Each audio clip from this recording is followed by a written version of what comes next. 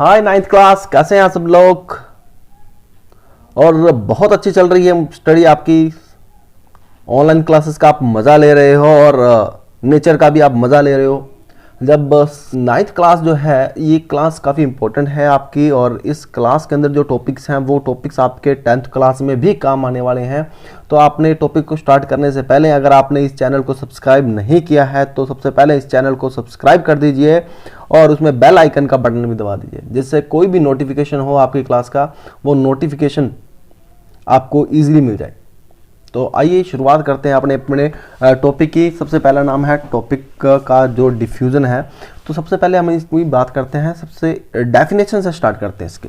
तो डेफिनेशन इस चैप्टर में मैंने 2 बार इसकी डेफिनेशन बता दी है, पहले भी मैंने प्रीवियस वीडियो में बताई थी और इस यहाँ भी अब बता रहा हूँ। अब इसकी डेफिनेशन देखते हैं।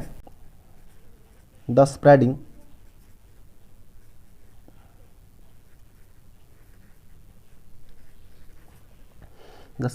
out and mixing of a substance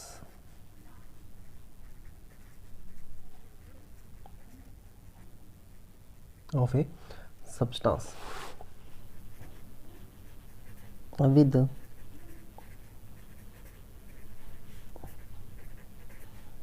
another substance due to the motion of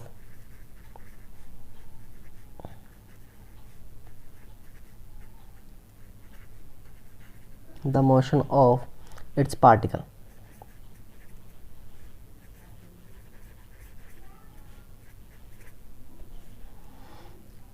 is called diffusion।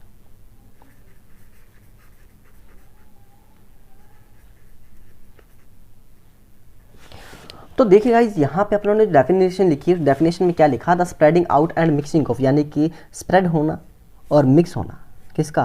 किसी एक सब्सटेंस का किससे? किसी दूसरे सब्सटेंस से, due to its motion of particle, यानी पार्टिकल के मोशन से जो मिक्स होना होता है उसी को हम क्या बोलते हैं? डिफ्यूजन होती है। तो डिफ्यूजन जो है वो कब तक चलता रहता है? डिफ्यूजन जो है वो तब तक चलता रहेगा जब तक कि इनका एक यूनिफॉर्म मिक्सचर की फॉर्मेशन नहीं होती, यानी कि until uniform mixture is formed.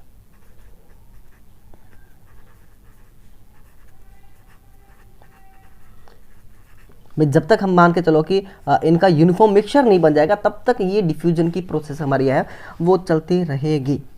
Okay, तो इसके लिए हमने एक एक्टिविटी भी की थी, उस एक्टिविटी की बात कर लेते हैं। उस एक्टिविटी को दिखाने के लिए बता देता हूँ आपको। तो पहले हमने एक एक्टिविटी ली थी, उसमें हमने क्या किया था? 2 जार लिए थे। जैसे एक ये जार लिया मैंने, इस जार के अंदर, यानी ऊपर वाला जो जार है इसके अंदर मैंने एक नॉर्मल, यानी कि अपने आप में एम्प्टी है लेकिन इसके अंदर प्रेजेंट है एयर। ओके, एक ऐसा ही, बिल्कुल ऐसा ही, और एक अपोजिट जार यहाँ मैंने नीचे की तरफ रख दिया। इस जार के अंदर मैंने डाला हुआ है ब्रोमीन वाटर।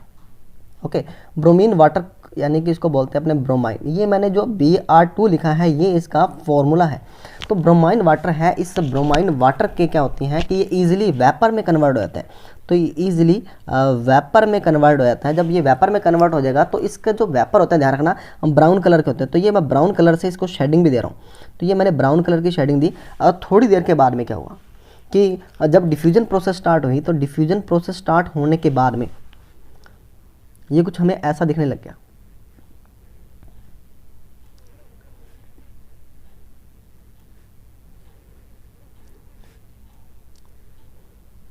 ऐसा।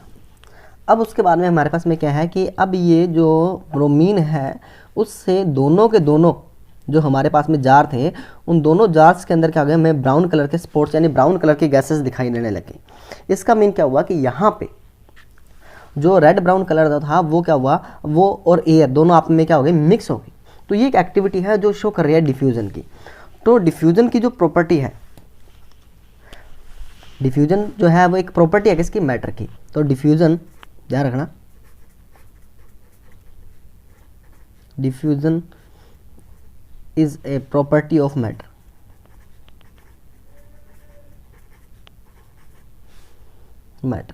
ये एक मैटर की प्रॉपर्टी है, matter which is based on the, यानी ये बेस्ड होती है किस पे,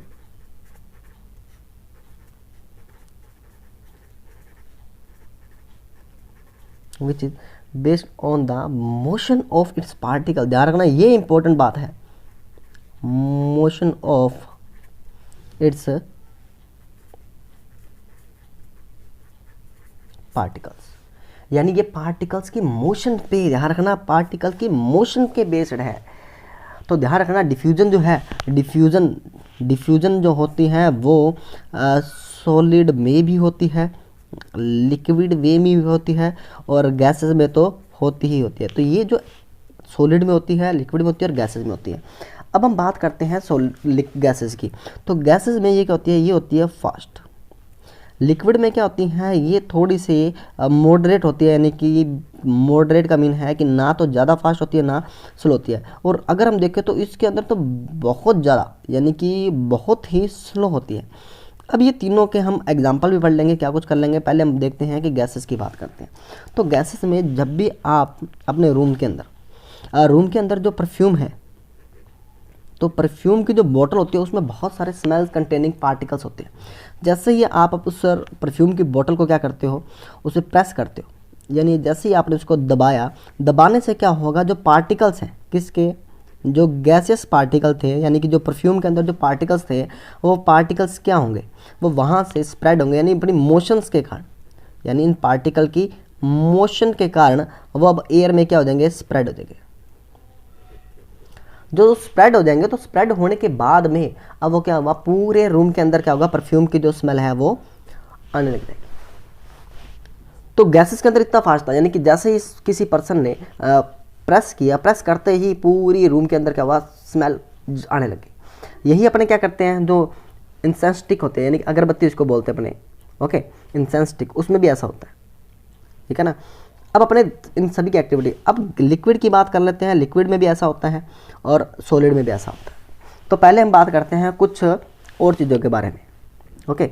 जो डिफ्यूजन है, ओके, ये जो डिफ्यूजन है, ये डिफ्यूजन फास्ट होगा, स्लो होगा, कैसे होगा, क्या होगा, इसको फास्ट करने के लिए हम क्या कर सकते हैं, ओके, इसको स्लो डाउन करने के लिए हम क्या कर सकते हैं, तो वो हम बात कर लेते हैं, ओके। तो ये डिपेंड करता है, यानी कि जो रेट ऑफ डिफ्यूजन है, जो हमारी रेट ऑफ डिफ्यूजन है वो डिपेंड करती है, यानी कि रेट ऑफ डिफ्यूजन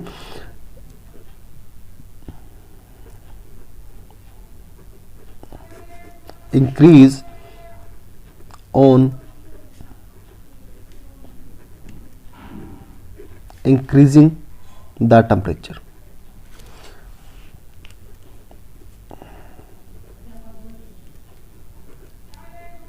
जैसे ही अपने टेम्परेचर को इंक्रीज करेंगे और रेट ऑफ जो डिफ्यूजन है वो ज्यादा हो जाएगी, ओके। और जैसे ही अपने टेम्परेचर को क्या कर दे, डिक्रीज कर दे, तो क्या होगा, रेट ऑफ जो डिफ्यूजन है वो भी क्या हो जाएगी, स्लो डाउन हो जाएगी, ओके। डिफ्यूजन प्रोसेस को देखकर हमारे पास एक बहुत ही अच्छी बात आई कि जो फिनोमेना है डिफ्यूजन का, वो हमें ये बताता है कि particles of matter are constantly moving. यानी अब मैं बात करूं अगर अपनी इसकी, तो the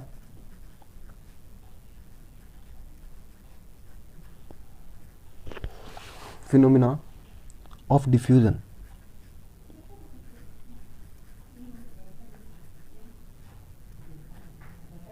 the phenomena of diffusion tells us that the particle of matter, that the particles of matter are constantly moving,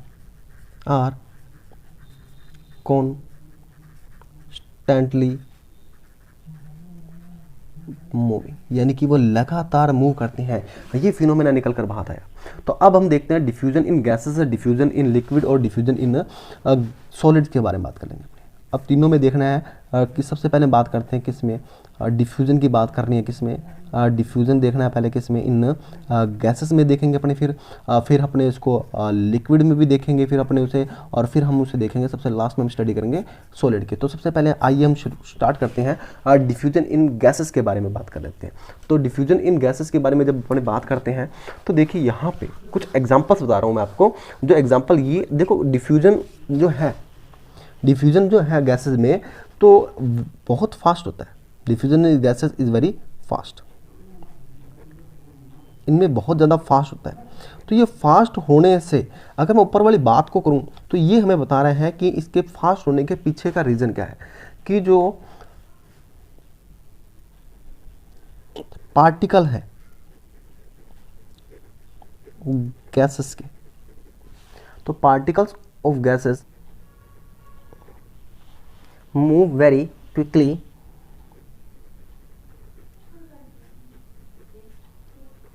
in all direction।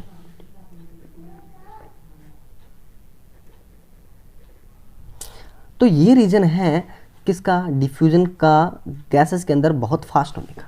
तो particle of gases move very quickly in all direction, जब सारी direction में ये बहुत fast होते हैं तो ये जल्दी से हमें पता चल जाता है।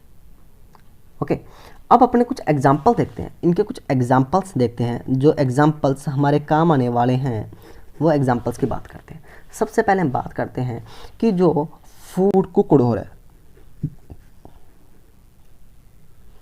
फूड कुकड हो रहा है, जो फूड हम बना रहे हैं उसकी स्मेल। तो अपने अगर बात करें इसकी तो smell of food being cooked, यानी कि जो फूड बन रहा है उसकी स्मेल की बात करते हैं अपने। तो देखो क्या होता है कि जो हम फूड बना रहे हैं, जब हम फूड बना रहे होते हैं, व्हेन फूड इज कुकड, जब अपने फूड बना रहे हैं, व्हेन फूड इज कुकड, तो some of substance in the food release gases. तो क्या होता है, some of substance in food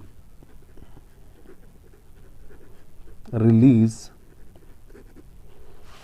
gases,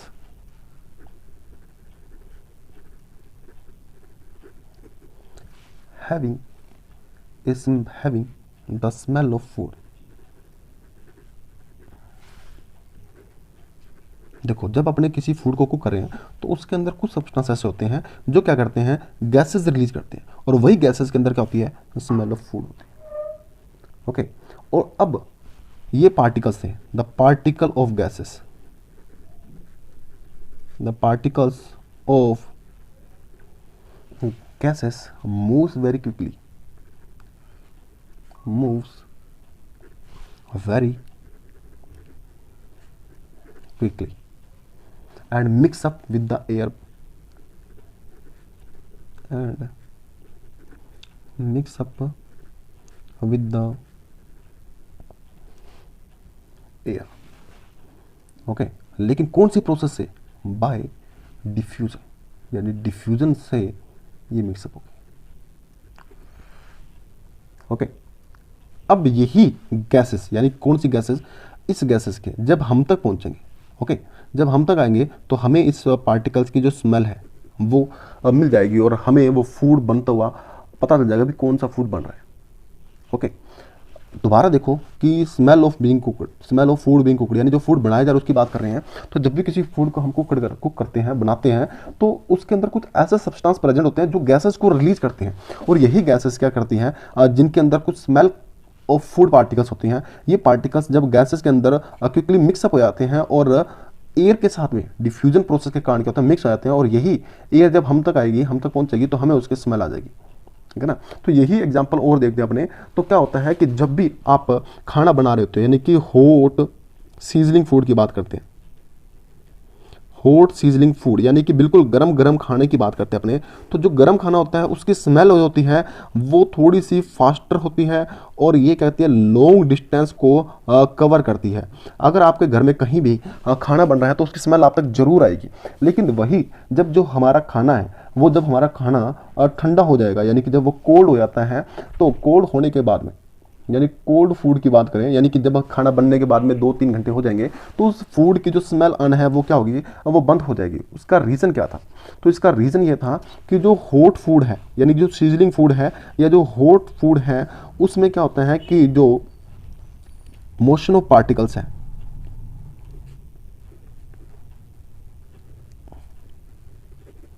particles यानी कि इसमें मोशन ऑफ जो पार्टिकल्स होती है, ओके, या कह सकते हैं कि जो रेट ऑफ डिफ्यूजन है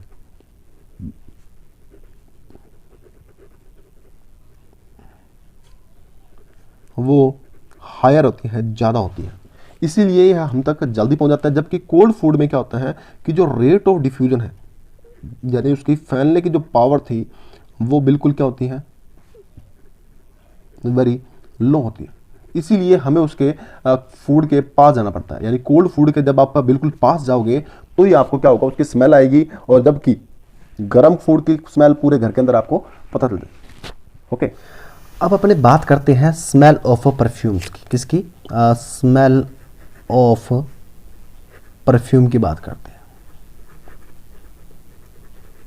एक्चुअली इसमें क्या हुआ था, इसमें भी वही था कि the diffusion of perfume vapour into air, यानी इसका रीज़न भी बात करते हैं। इसका रीज़न भी यही है कि जो डिफ्यूजन है, किसका? डिफ्यूजन ऑफ परफ्यूम का,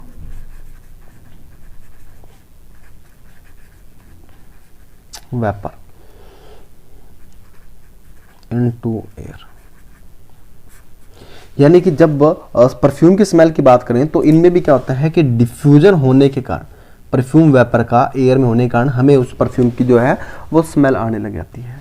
सेम यही चीज़ क्या होती है कि कई बार हमारे घर के अंदर क्या होता है कि जो एलपीजी है, एलपीजी गैस का जो सिलेंडर है उसमें लीकेज हो जाती है, उसमें कई बार लीकेज, उसमें भी लीकेज हो जाती है। अगर उसमें लीकेज हो जाए, ओके, तो हमें कैसे पता चलेगा? तो हमें भी, ओके, डिफ्यूजन के कारण, यानी इसमें डिफ्यूजन होने के कारण ही आपको पता चलेगा। तो डिफ्यूजन ऑफ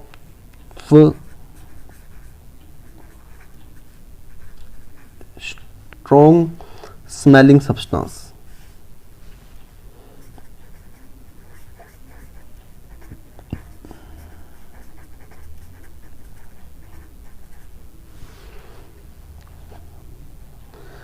अब उसके अंदर क्या होता है, लेकिन नाम बता देता हूँ। Diffusion of strong smelling substance क्या होता है, ध्यान है आपको याद रख लेना। उसका नाम होता है एथिल मरकैप्टेन,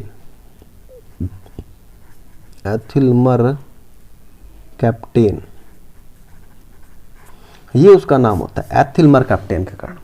ओके, अगर ये गैस नाम ले जाती है, यानी एथिल मरकैप्टेन नाम ले जाता है उसके अंदर, तो आपको कभी भी एलपीजी गैस की लीकेज के बारे में नहीं पता चलता। तो एलपीजी गैस की जो लीकेज होती है वो रीजन वो हम तक कैसे पता चली? तो उनमें डिफ्यूजन होती है किसकी, उसमें स्ट्रॉन्ग स्मेल प्रोड्यूस करने वाला जो सब्सटेंस होता है उसका नाम बता रहा हूं आपको, एथिल मरकैप्टेन। दोबारा देख लो, उसका नाम होता है एथिल मरकैप्टेन। यानी ये जो सब्सटेंस है ये आपको बताता है कि आपके एलपीजी गैस के सिलेंडर में क्या होगी, लीकेज स्टार्ट होगी।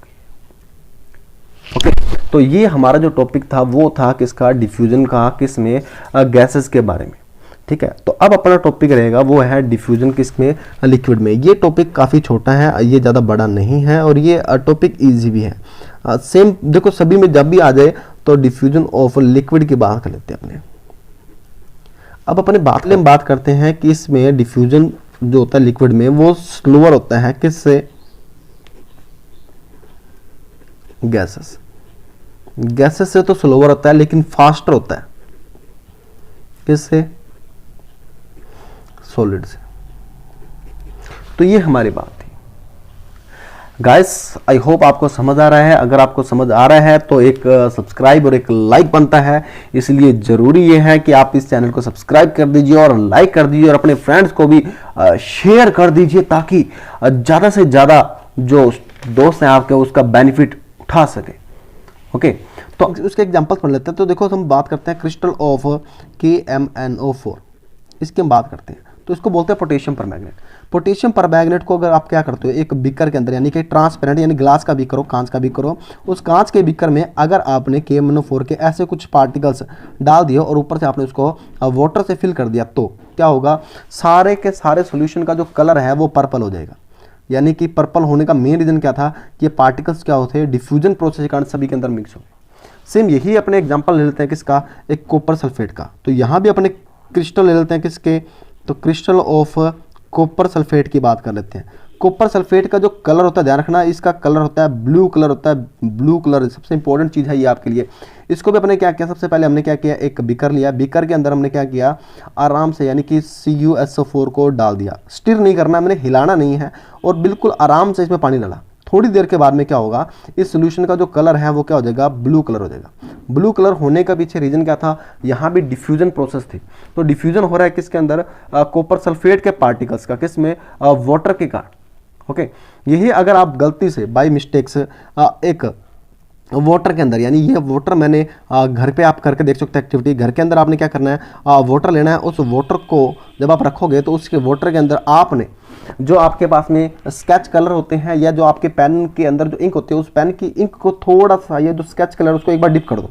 डिप करने के बाद में क्या होगा, थोड़ी देर में, यानी सिर्फ आपने डिप ही किया था और पूरे सोल्यूशन का जो कलर था वो चेंज हो जाएगा। तो यहाँ भी ये जो प्रोसेस है ये भी शो कर रही है, डिफ्यूजन को शो कर रही है। ये प्रोसेस भी किसको शो कर रही है, और डिफ्यूजन को ही शो कर रही है। तो डिफ्यूजन जो है, ओके, ये हमारे लिए एक बून की तरह एक्ट कर रहा है। बून का मीन आपको पता ही है, वरदान होता है। ये डिफ्यूजन हमारे लिए एक बून है, वरदान है। क्यों वरदान है, क्योंकि जो हार्मफुल गैसेस है, हार्मफुल जो गैसेस है वो इसी डिफ्यूजन के कारण क्या होती है, स्प्रेड हो जाती है। और स्प्रेड होने के बाद में क्या होगा कि इसका जो इफेक्ट है वो क्या हो जाता है, रिड्यूस हो जाता है। जब इसका इफेक्ट रिड्यूस हो जाएगा तो मेरे ख्याल से शायद इसका कोई बैड इफेक्ट किसी पर्सन पे दिखाई देगा। सॉलिड की बात करते हैं अब अपने, सॉलिड अब अपने बात करते हैं डिफ्यूजन इन सॉलिड का एग्जांपल लेके चलते हैं।